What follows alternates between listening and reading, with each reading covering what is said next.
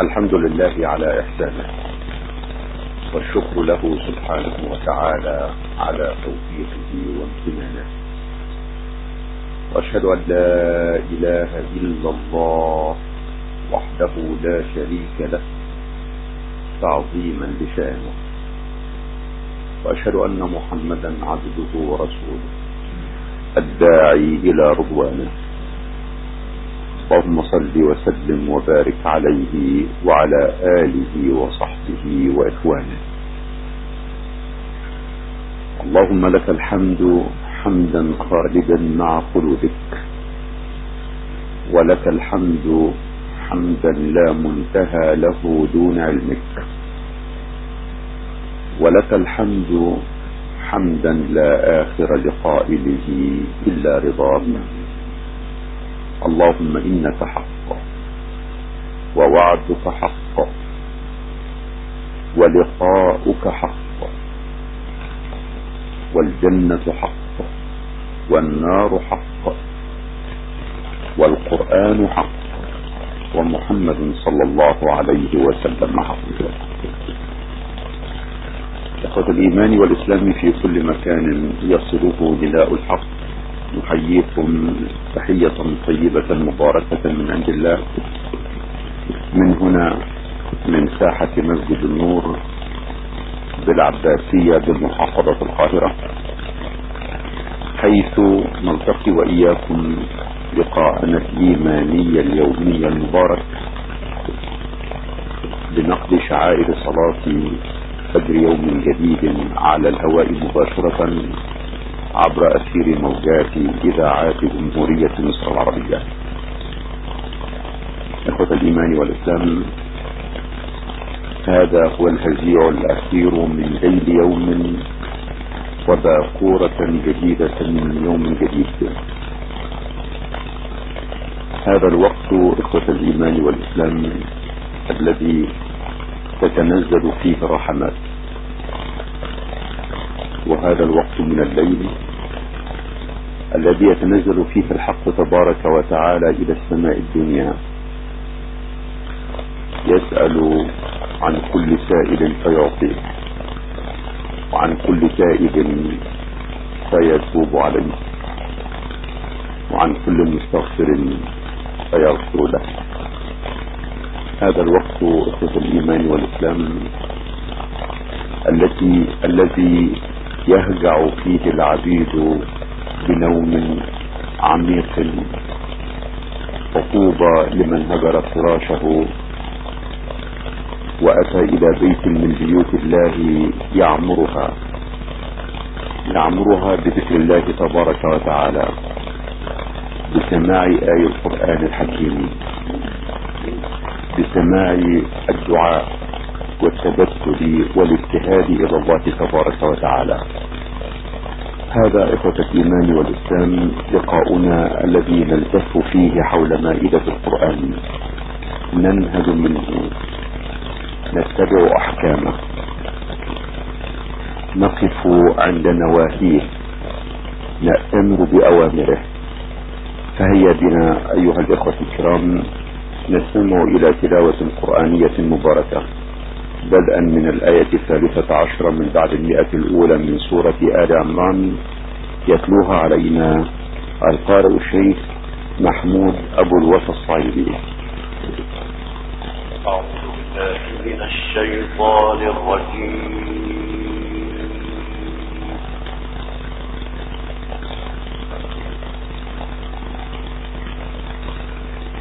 بسم الله الرحمن الرحيم.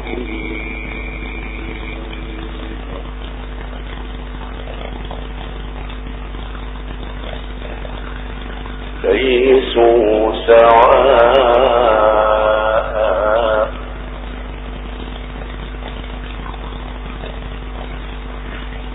من أهل الكتاب أمة قائمة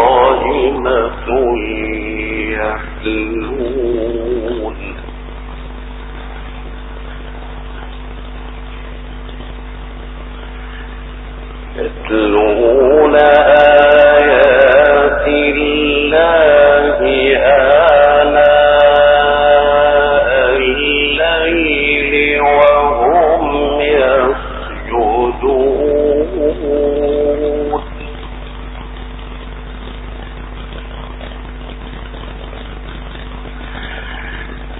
يؤمنون بالله واليوم الآخر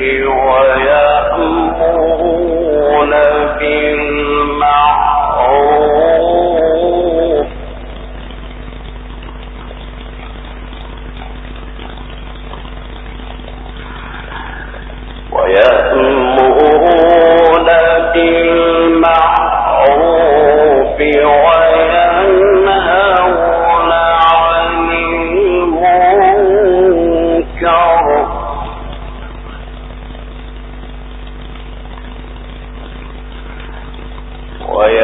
وينهون عن المنكر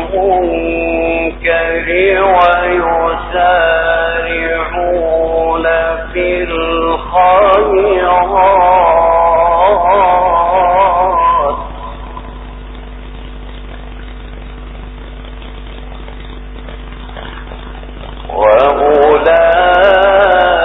وأولئك من الصالحين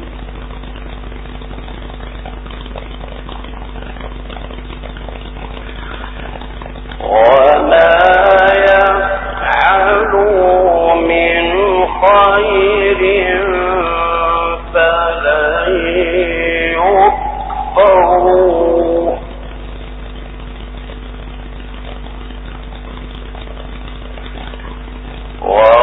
والله عليم بالمتقين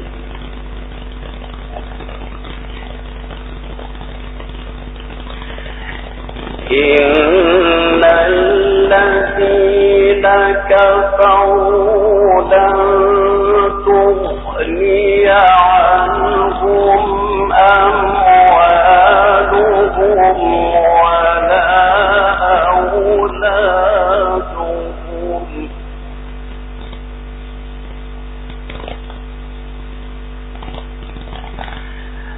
لن تغني عنهم أموالهم ولا أولادهم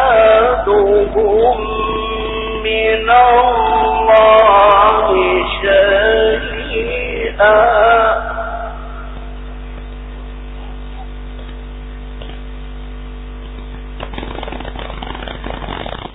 لن تغني عنهم أموالهم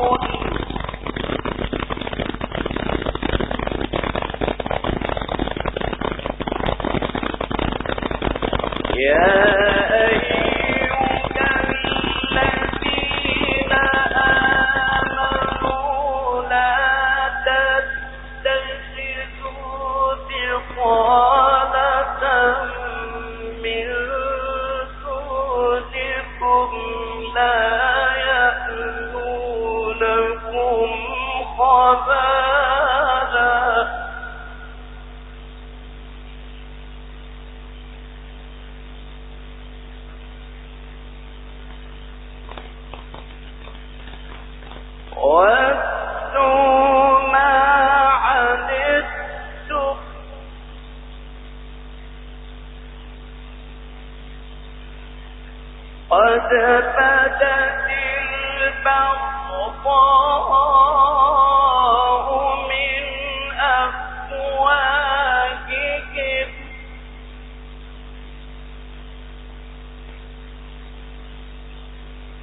وما تخفي صدورهم أكبر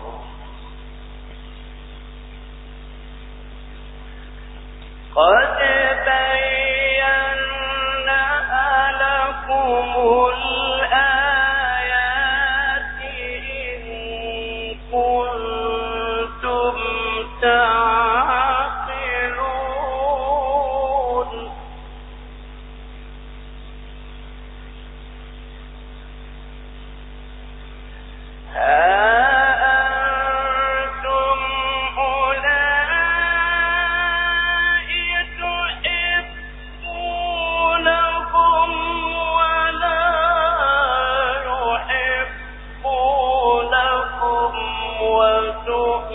وتؤمنون بالكتاب كله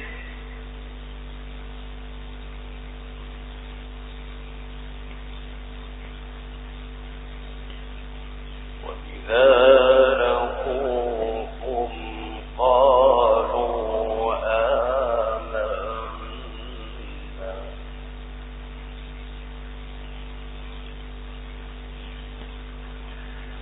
وإذا لقوكم قالوا آمنا وإذا خلوا عضوا عليكم الأنامل من الغيظ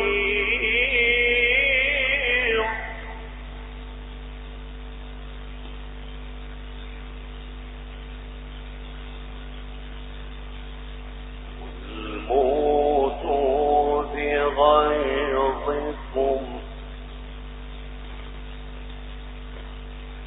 إن الله عليم بذات الصدور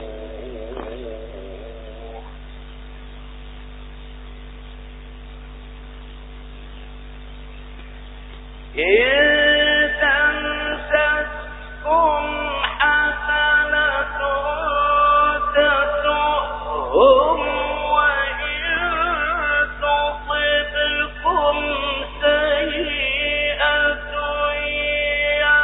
يفرحوا بها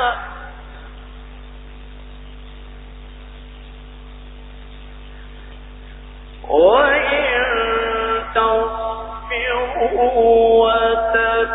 وتتقوا لا يضركم كيدهم شيئا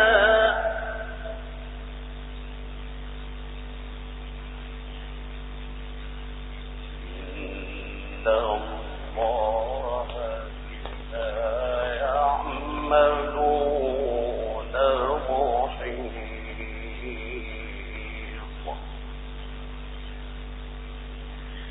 إن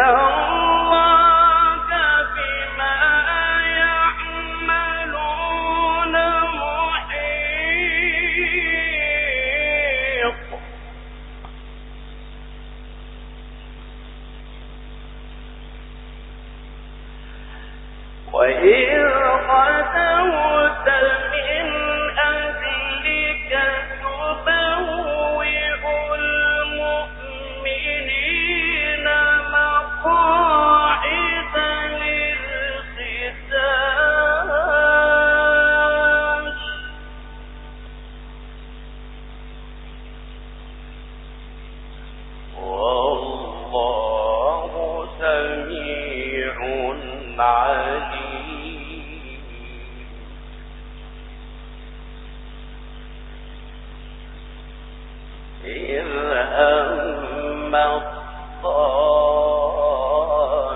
الطائفتان منكم أن تفشلا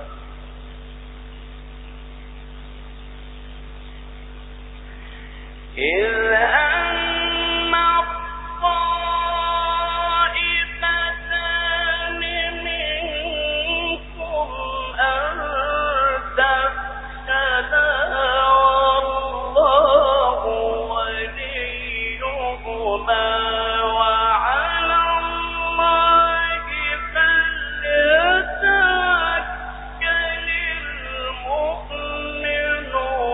المؤمنون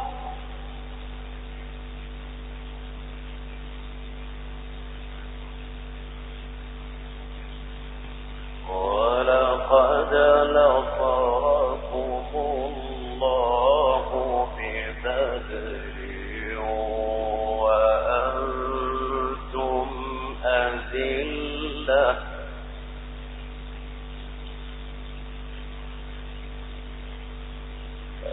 فاتقوا الله لعلكم تشكرون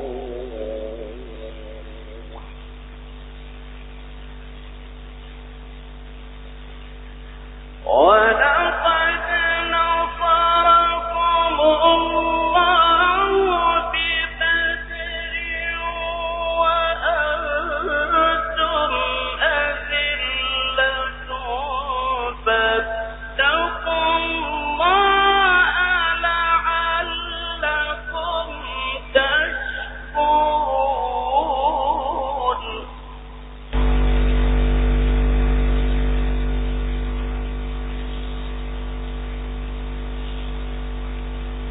إذ تقول للمؤمنين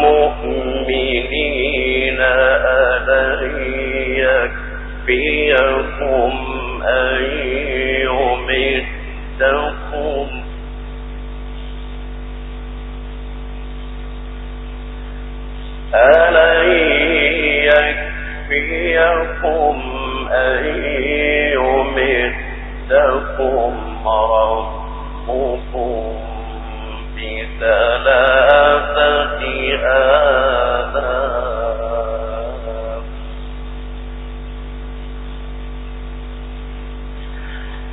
ألن يكفيكم أن يمدكم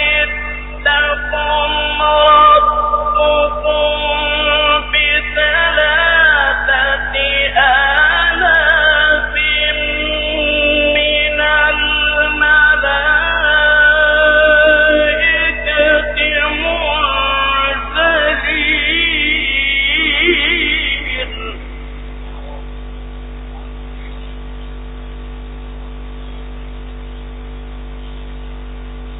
بلى إن تصبروا وتتقوا ويأتوكم من فورهم هذا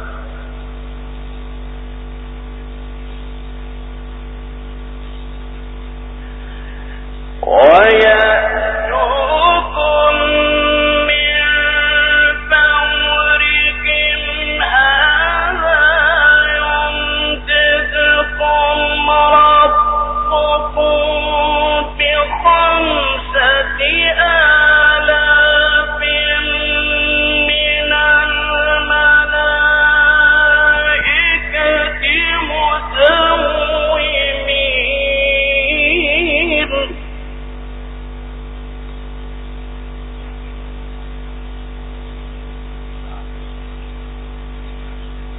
وما جعله الله إلا بشرى لكم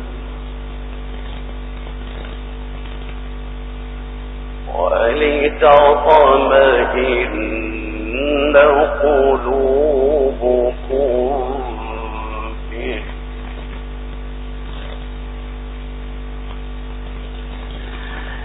وما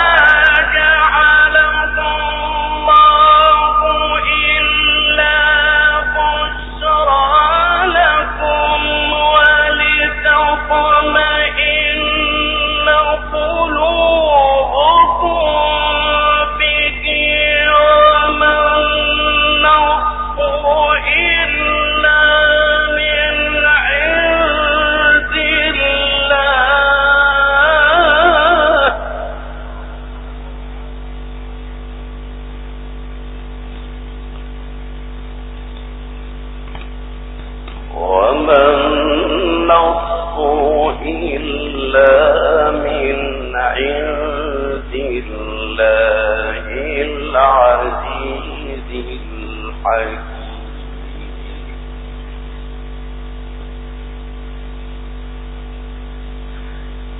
ليقطع طرفا من الذين كفروا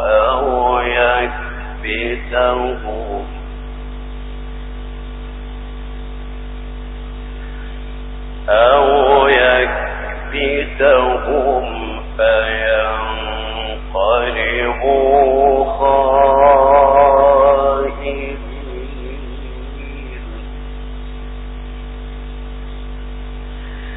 ليقطع طرفا من الذين كفروا أو يكبتهم فينقلبوا خائبين.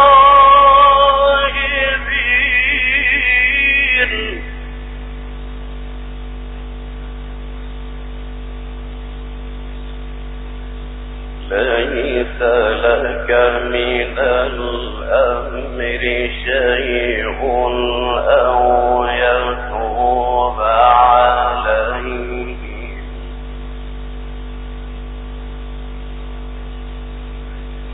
أو يتوب عليهم أو يعذبهم فإنهم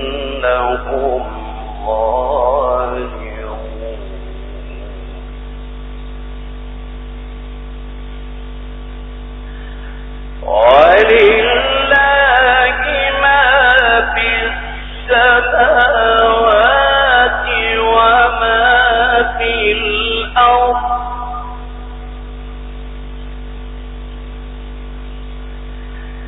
يغفر لمن يشاء ويعذب من يشاء والله غفور رحيم.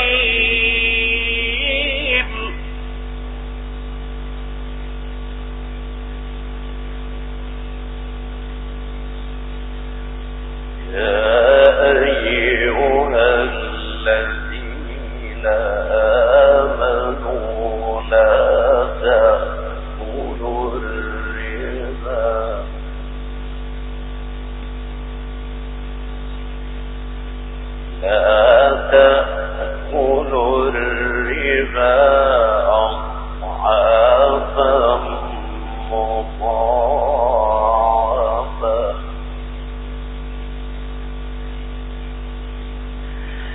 يا أيها الذين آمنوا لا تأكلوا الربا أضعافا مضاعفة واتقوا الله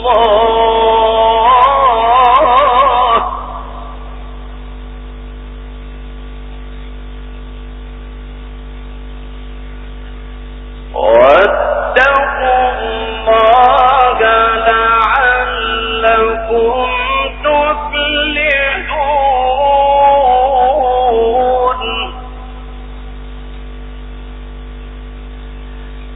واتقوا النار التي أعدت للكافرين.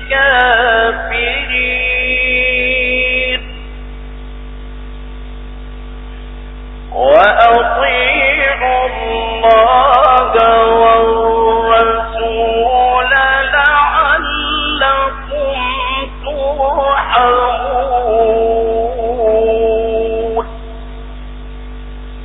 صدق الله العظيم.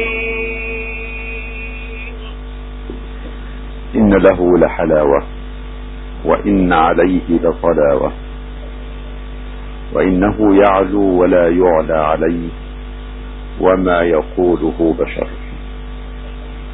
اللهم ارحمني بالقرآن واجعله لي إماما ونورا وهدى ورحمة. اللهم ذكرني منه ما نسيت، وعلمني منه ما جهلت، وارزقني تلاوته آناء الليل وأطراف النهار، واجعله لي حجة يا رب العالمين.